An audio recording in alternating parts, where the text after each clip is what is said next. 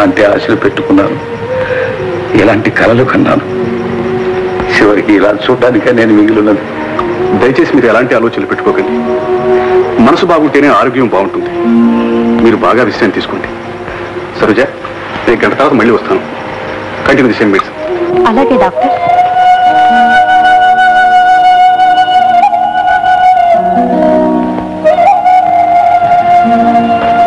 అమ్మా సరోజ, ఇలా అమ్మా.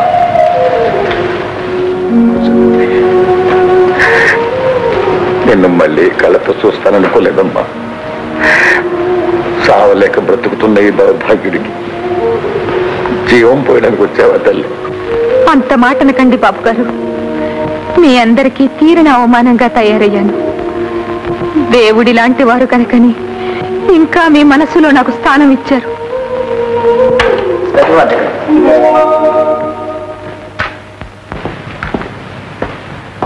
నాన్న ఎలా ఉన్నాను? ఏరా, ఎందుకు వచ్చావు? నా ప్రాణంలో కూడా భాగం పంచుకోవడానికి వచ్చావా? నాన్న, రక్తాన్ని పంచుకున్న అన్న మీద గౌరవం లేకపోయినా రక్తాన్ని ఇచ్చిన తండ్రి ఇంకా బ్రతికున్నాడన్న సంగతి కూడా మర్చిపోయేవట్రా. అనవసరంగా ఈ గొడవలన్నీ నీ దాకా తీసుకురావడం ఎందుకని దావాకి దిగావు అంతేగా. ఎక్కడుందిరా ఆస్తి? ఉన్న ఆస్తి అంతా నీ పాడు చదువులకి సరదాలకి అమ్మేసిన తర్వాత కదరా. మీ అన్నయ్య స్వయం కృషి మీద వ్యాపారాన్ని అభివృద్ధిలోకి తీసుకొచ్చాడు. అదంతా మర్చిపోయి కుటుంబ గౌరవాన్ని కోర్టుకి ఇడుస్తావట్రా. నేను దావా వేసింది కేవలం ఆస్తి కోసమే కాదు. మరి ఇంకెందుకురా? ఎందుక? అన్నయ్య చెడు ప్రవర్తన కాస్త అదుపులో పెడదామని. నోర్మై, ఏమిట్రా వాడు చేసించాడు? ఒక అనాథ బాలికను చదివించి ఒక అభాగ్యురాలి జీవితాన్ని బాగు చేసి మనిషిగా మార్చాడు. అంతేనా? అంతేనా అన్నయ్య నీకు చెప్పుంటాడు. అంతకు మించి ఇంకేదో ఉందని మీ మామయ్య నీతో చెప్పాడు. మామయ్యే కాదు, లోకం అంతా చెప్పుకుంటున్నా. లోకానికి కళ్ళు లేవురా గాడిద. చూడరా, మీ అన్నయ్య చేరదీసి ఆస్తి ఎంత చేరవేస్తున్నాడని పాపం మూట కట్టుకుంటున్నావే. ఆమె ఎవరో చూడరా, కళ్ళు తెరిచి చూడరా. అమ్మా ఇట్లా అమ్మా.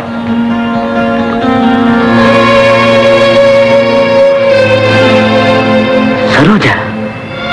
అవునరా, నిన్ను కని మీ అమ్మ చనిపోతే తల్లి కన్నా మిన్నగా పెంచిన ఆయా లక్ష్మి కూతురురా. ఈ దురదృష్టవంతురాల్ని కాపాడవట్రా మీ అన్నయ్య చేసిన నేరం. మాట్లాడలేరా? దౌర్భాగ్యం. వాడేం మాట్లాడతాడు నాన్న? వాడిని ఇలా తయారు చేసింది వాళ్ళ మామయ్య. అన్నయ్య, విషయం తెలియక నేనెంతో అవమానించాను. కోర్టుకి ఎక్కించి అపనందల పాలు చేశాను. నన్ను క్షమించన్నయ్య. బాధపడకు తమ్ముడు. నా ఆస్తి అంతా నీకు ఇవ్వడానికి నాకే అభ్యంతరం లేదు. కానీ నన్ను బికారం చేయాలనుకున్న మావయ్య నేను అధోగతి పాలు చేస్తాడేమో నా భయం. అవునన్నయ్య, ఇప్పటికైనా నిజం తెలుసుకున్నాను. మామయ్య కాదు, నన్ను ఎవరూ మోసం చేయలేరు. కానీ అన్నయ్య, నన్ను మాత్రం నువ్వు క్షమించాలి. ఈ కల్లోలానికి కారణం మా మామయ్య చిదంబరం, ఆ తాగుబోతు. ఎవడా తాగుబోతు? ఇంకెవరు? ఆ రోజు కోర్టులో సాక్ష్యం చెప్పలే ఆ శాసగిరి గారు. సరోజ జీవితం పాడు చేసింది కూడా వాడి. ఆ బిడ్డ కూడా వాడికి పుట్టిన బిడ్డే. సరోజ మీ సానుభూతి కొద్దీ ఆ బిడ్డను చేరదీసి అన్నయ్య చదివిస్తున్నాడు. అంతే జ్యోతి. నేనెంత తొందరపడ్డాను మేడం. దేవుళ్ళ లాంటి మీ అన్నయ్యని అనరాని మాట్లాడినాను. ఎన్నో బాధలు పెట్టాను. చివరకు క్షమించండి నేను అడిగే అర్హతను కూడా పోగొట్టుకున్నాను. బాధపడకు జ్యోతి. నేను నీలాగే అన్నయ్యను అవమానించాను. కానీ అన్నయ్య నన్ను క్షమించాడు. నిన్ను కూడా తప్పకుండా క్షమిస్తాడు. నిజంగానే వేణు? నిజంగా జ్యోతి.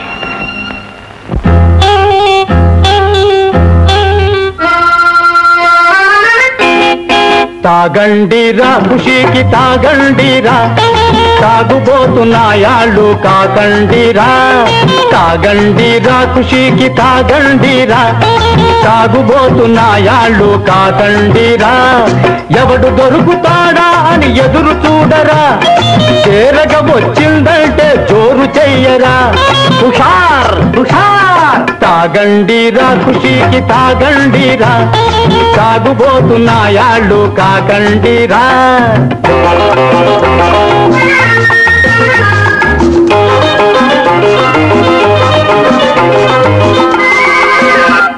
ఈ గుంట నక్క పక్కవాణ్ణి తాగిస్తాడు, ఈ గుంట నక్క పక్కవాణ్ణి తాగిస్తాడు. ఒక పెగ్గుతోటి పనులన్నీ సాధిస్తాడు, తలలు మారుస్తాడు. ఈ పిచ్చి నాన్న దిమ్మ తిరగ తాగుతుంటాడు, ఈ పిచ్చి నాన్న దిమ్మ దిరగ తాగుతుంటాడు, సీతా కనబడగానే ఊగుతుంటాడు, తూగుతుంటాడు. తాగండిరా ఖుషీకి తాగండిరా, తాగుబోతున్నాయాళ్ళు కాకండిరా.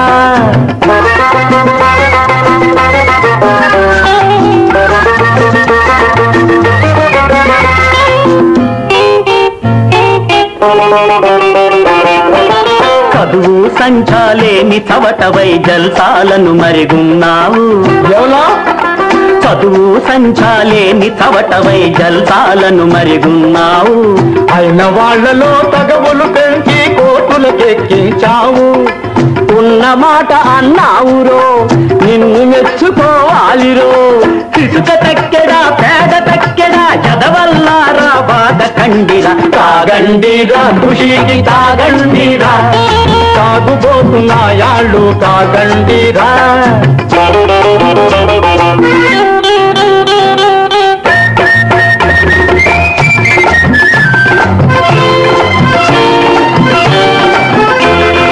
దొరలు కూడా మితంగానే తాగుతుంటారు, దొరలు కూడా మితంగానే తాగుతుంటారు. గప్పిప్పుగా ముసుగు తన్ని పడుకుంటారు, గుర్రు పెడుతుంటారు. నీలాగా గుడ్డలిప్పుక గంతులయ్యరు, నీలాగా పూజలంటూ తప్ప తాగరు.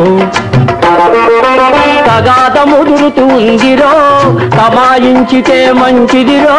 ఇల్లిలాగా చేరాడురో మా జిల్లు గుల్ల చేశాడురో. తమ్మిడేకి కొరగావురో కబుల్ బాధ్యవైనావురో. చెప్పు దెబ్బ తింటావురో వెధవ కుంక పక్షి గుచ్చ. ఆగండిరా మీరు ఆగండిరా, తాగుబోతున్నాయాళ్ళు ఆగండిరా. అడుగు మీ ఆయన్ని అడుగు, సాక్షాత్తు మామగారిని పట్టుకుని నోటుకొచ్చాడు అంటాడా? అంటాను, లక్ష సార్లు అంటాడు. నువ్వు ముందు బయటకెళ్ళి, నువ్వు బతిమల్ల ఇంట్లో ఉండను, మామూలు పుట్లాంటి ఇంట్లో ఒక క్షణం కూడా ఉండను. రాదా దైవం లాంటి నీకు భర్తే కావాలా, దెయ్యం లాంటి నీ బాబే కావాలా ఉంచుకో. పదండి మీతో పాటే నేను. అది భర్త భార్య అనిపించావు, నా సామాన్ తీసుకో. చిదంబరం, తొందరపడుతున్నావేమో ఆలోచించుకో. బంగారు గుడ్లు పెట్టే బాతును వదులుకుంటున్నావు. ఎక్కడ పోతా ఆ గొమ్మనకెళ్ళి అదే తిరిగి వస్తుంది. ఎక్కడ వస్తుంది? అక్కడ సామాను బుద్ధి బయలుదేరుతున్నారు. మా సామాన్లు వస్తువులు పెట్టుకుని నేను పోతాను. అమ్మాయి ఆ నగలు పెట్టి నాది అక్కడ పెట్టు. ఏంటి బాబు గారు చుట్టూ అనుకున్నావా? మా అన్నయ్యకి డబ్బు కొట్టేసే కదా నగలానికి ఏంచావు. ఇవన్నీ పట్టుకుని మా అన్నయ్య చేస్తాను. అంతేకాదు మా అన్నయ్య మీద వేసిన దావా ఉపసంహరించుకుంటాను. నేను నడివీధిలో రాకపోతే నా పేరు వేణే కాదు. చూసావా చూసావా చిదంబరం, ఇక మన పని గోవిందాయనా? ఏం గోవిందయ్య, ఈ దిక్కుమాలిన బుర్రలో ఎన్నో ఎత్తులున్నాయి. ఈ వేణుగాడు రవిగాడు అనుభవిస్తున్న ఆస్తంతా అసలు నీ భార్య సరోజ. ఆవిడ చేత దావా వేయించావంటే ఆస్తంతా మనకే దక్కుతుంది. వాళ్ళ మీద దావా వేయటానికి అది ఒప్పుకుంటుందా? ఒప్పించే పూచి నాది. అసలు నీ భార్యను నువ్వు తీసుకురాగలవా? చిదంబరం, నేనే గాజులు తొడిగించి కూర్చున్నా అనుకున్నావా? దాని మొగుడిని రానంటే కాళ్ళు చేతులు కట్టించుకొస్తాను. శాబాష్, మగతనం అంటే అలా ఉండాలి. ఆవిడని తీసుకురా, తర్వాత తతంగం అంతా నేను నడుపుతాను. ఇదిగో ఫ్యాక్టరీకి నువ్వు మేనేజర్వి, నేను పపరేటర్. ఇది నువ్వు పపరేటర్? నేను మేనేజర్ని, నువ్వు పపరేటర్. అలా అన్నా బాగుంది. చూడు చెప్తా. అరకొడ కొట్టేసాడు.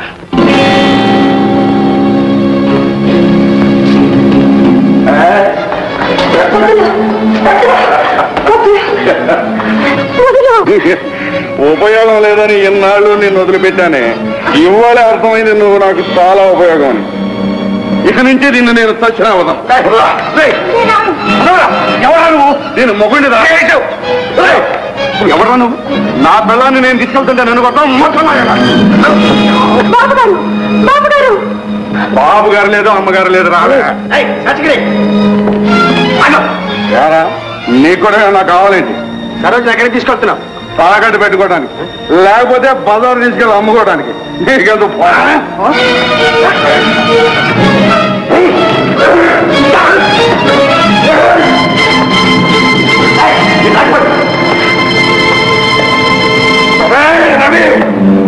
నా పిల్లాన్ని నా కాకుండా చేసింది చాలక ముందు కొడతావు కదా. రే కాసుకో, నీ అంతు చూడకపోతే నా పేరు తెచ్చుకునే కదా. ఏడ్చారా? కాసుకున్నా అమ్మా, ఇన్నాళ్ళు నీ కథ వినడమే కాదు ఇవాళ కళ్ళారా చూశాను తల్లి. వాడు మనిషి కాదమ్మా, రాక్షసుడు. బాబు గారు, నీ జీవితం ఎందుకు ఇలా చితికిపోయిందో, నీలో నువ్వెందుకు ఇలా కుమిలిపోతున్నావో అర్థమైందమ్మా, బాగా అర్థమైంది.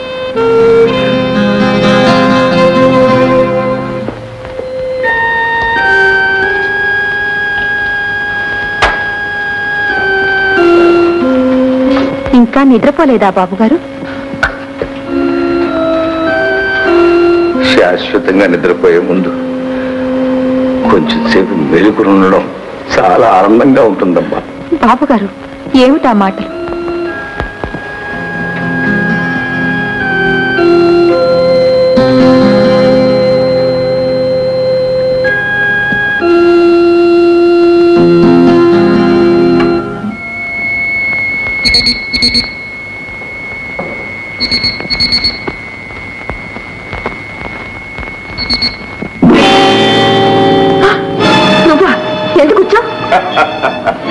పెళ్ళం కోసం మొగుడు ఎందుకు వస్తాడే? నీ మీద మోసు తిరగం. బయటికి నువ్వు లేకుండా నేను ఎక్కడికి వెళ్తానే? ఇద్దరం కలిసే వెళ్దాం. చూడా మద్దరా హాస్పిటల్లోనా? వచ్చేస్తున్నాడు. ఎంత పని చేసావు రే బాబు, నన్ను బ్రతికించడానికి చివరికి హత్య కూడా చేసావా? నో నో డాడీ, రవి హత్య చేసినాడు. అది కాదమ్మా, తనే చేశానని స్వయంగా ఒప్పుకున్నాడట. ఏవో ఎందుకు ఒప్పుకున్నాడా గాని అసలు హత్య చేయాల్సిన అవసరం ఆయనకే ఉంది డాడీ. రవికి శేషగిరికి సరోజని గురించి విరోధం ఉండనే ఉంది కదమ్మా, అది చాలదు ఈ నేరం చేయటానికి. లేదు డాడీ, అది ఆయన స్వభావానికే విరుద్ధం. నేను నమ్మలేను డాడీ. రంగరాజారావు గారు, నేనే మీకు కబురు చేద్దాం అనుకున్నాను. కూర్చోండి. మీ రివాల్వర్ మీ దగ్గరే ఉందా? బై ఆల్ మీన్స్ ఎప్పుడూ నా దగ్గరే ఉంది. సారీ, ఇంటి దగ్గర మర్చిపోయి ఉంటాను. ఈ రివాల్వర్ మీదేనే చూడండి. అవును, ఇది నాదే. ఇక్కడికి ఎలా వచ్చింది? రవి మీ ఇంటికి వస్తుంటాడా? ఒకప్పుడు వస్తుండేవాడు. ఈ మధ్య అభిప్రాయ భేదాలు వచ్చి రావటం మానుకున్నాడు. రవే దొంగతనంగా ఈ రివాల్వర్ తెచ్చి హత్య చేశాడు. వాట్? ఇన్స్పెక్టర్ గారు, రవి గారు నేను ఒకసారి కలుసుకోవచ్చా? అలాగే. Thank you. రవి, జ్యోతి, రవి నేను నమ్మలేను. రవి, మీరు హత్య చేయలేదు.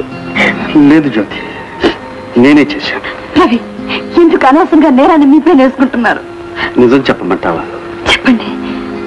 నేనే చేశాను కనుక. రవి, జ్యోతి, జరిగిందంతా ఒక పీడకల అనుకుని మర్చిపో.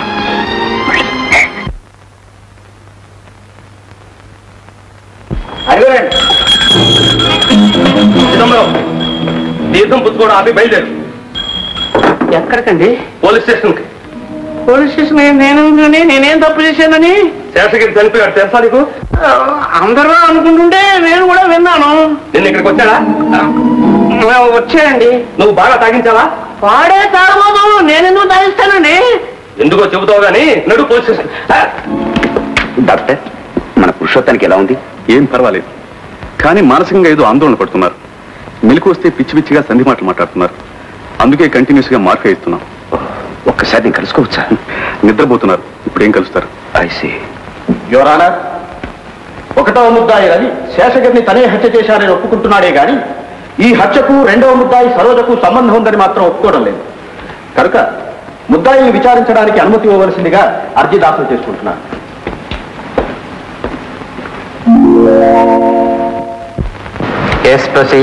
సరోజ గారు, శేషగిరితో మీకు పెళ్లి కాకముందే రవి మీకు తెలుసు అనుకుంటాను. తెలుసు. ఎలా తెలుసు? మనసున్నవాడుగా, మంచివాడుగా. అది సరే, బంధువుగానా స్నేహితుడిగానా? ఎలాంటిది మీ పూర్వ పరిచయం? చెప్పకూడని సంబంధమా? కాదు, ఏ జన్మదో చెప్పలేని బంధం. ఇది అని చెప్పుకోలేని పవిత్ర బంధం. Kindly note this your honour. Saroja గారు, మీ భర్త మిమ్మల్ని ఎందుకు వెళ్ళగొట్టాడు? తాగుబోతులు భార్యల్ని ఎందుకు వెళ్ళగొడతారు? అందరూ తాగుబోతులు భార్యల్ని వెళ్ళగొట్టారు. వెళ్ళగొట్టబడ్డ ప్రతి భార్య పతివ్రత కాదు. యువర్ ఆనర్, ముద్దాయి నేరం చేసిందని అనుమానించే హక్కు తప్ప ఆమె శీలాన్ని అవమానించే హక్కు ప్రాసిక్యూషన్ వారికి లేదని మనం చేస్తున్నాం. నో యువర్ ఆనర్, ముద్దాయి శీలాన్ని అవమానించడం కాదు. సివిల్ కోర్టులో తన భార్య ఈ రవితో లేచిపోయిందని చనిపోయిన ఆమె భర్త ఇచ్చిన సాక్ష్యం కోర్టులో దాఖలు చేయబడింది కనుక ఆమె శీలమే ఈ హత్యా నేరానికి మూలమని మనవి చేసుకుంటున్నాను. Thank you your honour. Saroja గారు, మీ భర్తను మీరు వదిలి మీ ఇష్టం వచ్చినట్టు మీరు బ్రతుకుతూ ఉన్నా మీ మీద ప్రేమను చంపుకోలేక మీ భర్త మీ దగ్గరికి చాలా సార్లు వచ్చాడు. మిమ్మల్ని తనతో రమ్మన్నాడు, అవునా? నా మీద ప్రేమతో కాదు, నా దగ్గర ఏదో డబ్బుందన్న భ్రమతో వచ్చాడు. చూడమ్మా, హత్య జరిగిన నాటి సాయంకాలం తనతో రమ్మని మీ భర్త మిమ్మల్ని బలంతో పెడుతూ ఉంటే రవి వచ్చి మిమ్మల్ని విడిపించాడు, నిజమేనా? అవును. వాళ్ళిద్దరూ ఘర్షణ పడ్డారు. అవును. నీ అంతు చూస్తానంటూ శేషగిరి రవిని బెదిరించాడు. అవును. ఆ రోజు రాత్రి మీ భర్త తిరిగి వచ్చి మిమ్మల్ని రమ్మని మళ్ళీ బలవంత పెడుతూ ఉంటే రవి అతన్ని కాల్చి చంపాడు. కాదు, ఆయన నన్ను చంపబోతుంటే రివాల్వర్ పేలింది. ఆ తర్వాత చేతిలో రివాల్వర్తో రవి గారిని చూశాను. అంతేగాని రవి గారు కాల్చడం నేను చూడలేదు. చూసినా చెప్తారని మేము అనుకోవడం లేదు. That's all your honour. You can go. Mister Ravi, ఆస్తి కోసం మీ తమ్ముడు మీ మీద దావా వేశాడు. అది తప్పని ఇప్పుడు తెలుసుకున్నాడు. కావచ్చు, కానీ మీ దుర్వ్యసనాలకు డబ్బు నీళ్లలా ఖర్చు పెడుతున్నారని కోర్టులో చెప్పాడు, అవునా? అవును. మిమ్మల్ని ప్రేమించిన అమ్మాయి జ్యోతి కూడా మీకు సరోజకు అక్రమ సంబంధం ఉందని మీకు దూరమైంది. అందరిలాగే తను భ్రమపడింది, అందుకు బాధపడింది. హత్య జరిగాక అందరూ బాధపడచ్చు మిస్టర్ రవి, కానీ హత్య జరగక ముందు ఆమె మిమ్మల్ని తిరస్కరించింది, అవునా? అవును. అయినా మీరు సరోజను గాని సరోజ బిడ్డను గాని వదులుకోవడానికి ఇష్టపడలేదు. వదులుకోవలసిన అవసరం లేదు. అందుకే సరోజ భర్త వచ్చి అడిగినా ఆమెను కాపురానికి వెళ్ళనివ్వలేదు. అతనితో సరోజను వెళ్ళనిస్తే కాపురానికి కాదు, సరోజ సమాధికి వెళ్ళి. అందుకని అతన్నే సమాధికి పంపించారన్నమాట. ఆమె కోసం ఇన్ని త్యాగాలు చేయడానికి, చివరికి హత్య కూడా చేయడానికి కారణం ఏమిటో చెప్పగలరా? కారణం చెప్పగలిగేదే అయితే ఈ హత్య చేయవలసిన అవసరమే వచ్చింది. Your honour, please note it. Mister Ravi, హత్య జరిగిన రోజు సాయంత్రం సరోజన గురించి మీకు శేషగిరికి ఘర్షణ జరిగింది. ఎస్. అందుకే మీరు ఆమెను కాపాడడం కోసం ఆ రాత్రి సరోజ ఇంట్లోనే ఉన్నారు. కాదు, హాస్పిటల్లో మా నాన్న దగ్గర ఉన్నాను. మరి శేషగిరి వచ్చి సరోజను చంపబోవడం మీకు ఎలా తెలిసింది? అర్ధరాత్రి సరోజ ఇంట్లో శబ్దం అయితే పరిగెత్తాను. అక్కడ శేషగిరి సరోజను కత్తితో పడవబోతుంటే చూచి సహించలేక కాల్చి చంపేశాను. అంతా అబద్ధం. రవి హత్య చేయలేదు. ప్లీజ్ మీరు ఉద్రేపడకండి. లేదు బాబు, రవి నిర్దోషి. హంతకుడు ఎవరో నాకు తెలుసు. నన్ను కోర్టు తీసుకెళ్ళి బాబు, ప్లీజ్. ఇది ఇప్పుడు కొనసాగి మీ పరిస్థితి ఏమీ బాగలేదు. లేదు బాబు, నేను సాగు ముందు నన్ను కోర్టు తీసుకెళ్ళు. నా రవి నేను కాపాడుకోవాలి. రవి రవి ఎవరానా సరోజపై ప్రేమను చంపుకోలేక ఆ అమాయకుడైన భర్త ఆమె కావాలని వెంటబడడంతో అతన్ని శాశ్వతంగా తొలగించి ఇరువురు స్వేచ్ఛగా బ్రతకవచ్చని నిర్ణయించుకున్నారు. ఆ నిర్ణయానికి ప్రాణం పోసినట్టుగా ఆయుష్ మూడిన ఆ భాగ్యుడు చివరిసారిగా భార్య కోసం ప్రయత్నించి అవమానించబడి ఇంతటితో వదలను, మళ్లీ వస్తానని బెదిరించి వెళ్ళిపోయాడు. అప్పటికే హత్య చేయడానికి నిర్ణయించుకున్న ఈ ముద్దాయిలకు ఇది ఒక అదృష్టంగా అవకాశంగా తోచింది. ఆ రాత్రి సరోజ ఇంటికి శేషగిరి తప్పకుండా వస్తాడని తెలుసుకున్న వీళ్ళిద్దరూ విషవలయం పన్నారు. ఆయుధాలు సిద్ధం చేసుకున్నారు. అనుకున్న ప్రకారం శేషగిరి రావడంతో ఇద్దరు కలిసి అతన్ని హత్య చేశారు. యువర్ ఆనర్, ఇది బాగా ఆలోచించి చేసిన దారుణమైన హత్య. It's a pre planned and well executed murder. Therefore your honour, హత్య చేసిన మొదటి ముద్దాయి రవికి, హత్యను ప్రోత్సహించిన రెండవ ముద్దాయి సరోజకు సరి అయిన దండన విధించమని కోర్టు వారిని కోరుతున్నాను. హత్య చేసింది నేను. కన్న బిడ్డకు జరుగుతున్న అన్యాయాన్ని కళ్ళారా చూడలేక కసిదీరా కాల్చి చంపింది నేను. కన్నబిడ్డ? అవును, సరోజ నా కన్నబిడ్డ. నా రక్తం పంచుకుని పుట్టి కూడా నన్ను నాన్న అని పిలవలేని అభాగ్యురాలు. ఆమె తల్లి లక్ష్మి నా ఇంట్లో పని మనిషిగా ఉండేది. తల్లి లేని నా బిడ్డలనిద్దరిని కన్న తల్లి కంటే మిన్నగా పెంచేది. నా బిడ్డల మీద తను చూపించే ప్రేమ వల్లనే ఆమె మీద నాకు అభిమానం పెరిగింది. ఆ అభిమానమే అనురాగంగా మారింది. మా అనురాగ ఫలితమే సరోజ. కొన్నాళ్లకు సరోజను నా చేతిలో పెట్టి లక్ష్మి వెళ్ళిపోయింది. లక్ష్మిని చేరదీసినప్పుడు అడ్డురాని కులాలు, అంతస్తులు ఆమె బిడ్డను బహిరంగంగా స్వీకరించడానికి నాకు అడ్డొచ్చి పెరికివాడు. కన్న కూతురున్న మమకారం కూడా చంపుకొని సరోజని పని మనిషి పిల్లగానే పెంచాను. కానీ నా ఆరోగ్యం రోజు రోజుకి క్షీణిస్తూ వచ్చింది. నాకేమన్నా అయితే నా సరోజ బ్రతుకు అధ్వానం అయిపోతుందేమన్న భయంతో ఈ రహస్యాన్ని రవికి చెప్పాను. నేను ఉన్నా లేకపోయినా నా సరోజ భవిష్యత్తు తీర్చిదిద్దే బాధ్యత రవికి అప్పగించాను. రవి కూడా సరోజని తన సొంత చెల్లెల్లాగే ఆప్యాయంగా చూస్తూ వచ్చాడు. ఆమె జీవితం శుభప్రదం చేయాలని దిక్కులేని ప్రసాద్ను చేరదీసి చదివించాను. అతనికిచ్చి పెళ్లి చేయాలని ఎన్నో కలలు కన్నాను. కానీ దైవ సంకల్పం వేరుగా ఉంది. కాలం కన్నెతను నా బిడ్డను నాకు దూరం చేశాయి. సరోజ శేషగిరిని ప్రేమించి ఎక్కడికో వెళ్ళిపోయింది. ఎక్కడికి వెళ్ళింది, ఏమైపోయింది తెలియక, ఎవరితోనూ చెప్పుకోలేక అనుక్షణం చిత్రహింస అనుభవించాను. కానీ విధి విలాసం చనిపోయిందనుకున్న సరోజ మళ్ళీ నన్ను బ్రతికించడానికన్నట్టు నర్సుగా నాకు కనిపించింది. ఒకరోజు నమ్మించి మోసగించిన ఆ శేషగిరి సరోజను నా కళ్ళెదటి అవమానించడం భరించలేకపోయాను. ఆ రాక్షసుడు బ్రతికుంటే నా బిడ్డకు రక్షణ లేదనుకున్నాను. ఆ రోజు రాజారావు నన్ను చూడడానికి హాస్పిటల్కి వచ్చాడు. అయితే వస్తాను రా, నువ్వేం దిగులు పెట్టుకో. క్యాంప్ లేడీ అన్నీ అవే చక్కబడతాయి. వస్తాను. ఆ రాత్రి పో బయటికి. నువ్వు లేకుండా నేను ఎక్కడికి వెళ్తానే? ఇద్దరం కలిసే వెళ్దాం.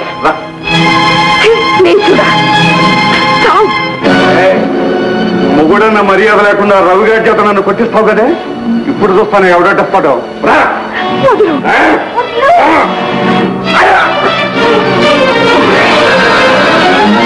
ఓహో, ఇంతకు దిగించావన్నమాట. అయితే నిన్ను చచ్చిరావడం. రావు, నిన్ను చంపి నీ శవమైనా తీసుకెళ్తాను. పురాణాల్లో పతివ్రతలాగా నీ భర్త చేతో తెచ్చి స్వర్గానికి వెళ్ళగా.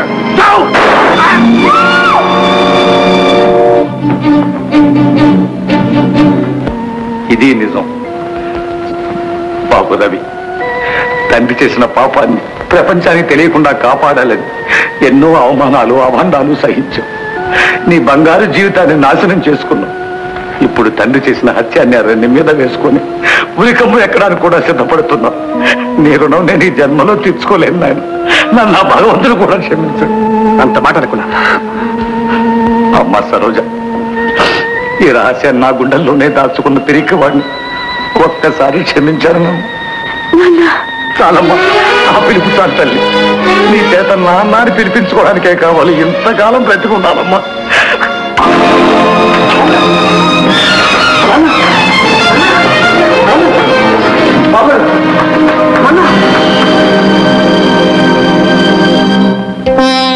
ఒరే పురుషోత్తం, మనం అనుకున్నట్టు పిల్లలిద్దరికీ పెళ్లి జరిపించాను. చూసి సంతోషించడానికి నువ్వే లేకుండా పోయావు. రవి, మీ నాన్న అదృష్టవంతుడే. హాయిగా కన్నబిడ్డల చేతుల్లో కళ్ళు మూశాడు. లేదు మామగారు, ఆయన అసంతృప్తితోనే వెళ్ళిపోయారు. సరోజ పెళ్లి విషయంలో నాన్న కలలుగానే మిగిలిపోయాయి. రవి, ఇన్నాళ్ళు నా వృత్తిలో భాగం పంచుకున్న సరోజ ఆమెకు అభ్యంతరం లేకపోతే నా జీవితంలో భాగస్వామ్యం చేసుకుని బాబుగారి ఆత్మకు శాంతి కలిగిస్తాను. శభాష్ ప్రసాద్. సరోజ, చూడు, మన ప్రసాద్. అంతా విన్నాను, కానీ అది అసంభవం. అలా అనుకు సరోజ. ఒకసారి చెరిగిపోయిన కుంకుమ తిరిగి దిద్దుకోవాలనే కోరిక నాకు లేదు. నా జీవితం మానవ సేవలో గడపాలని నిర్ణయించుకున్నాను. రవి, ఆమె ఇష్ట ప్రకారమే కానీ జీవితంలో కాకపోయినా వృత్తిలో నాకు తోడుగా ఉంటుంది. ఏమంటావు సరోజ? అలాగే. సరోజ, నిన్ను అపార్థం చేసుకుని ఏవేమో అన్నాను. నన్ను క్షమించు. క్షమించడానికే ఉంది చూద్ది. ప్రపంచమే నన్ను అపార్థం చేసుకుంది. డాడీ, ఆంటీ ఎవరు? ఆంటీని కానమ్మా, మమ్మీ.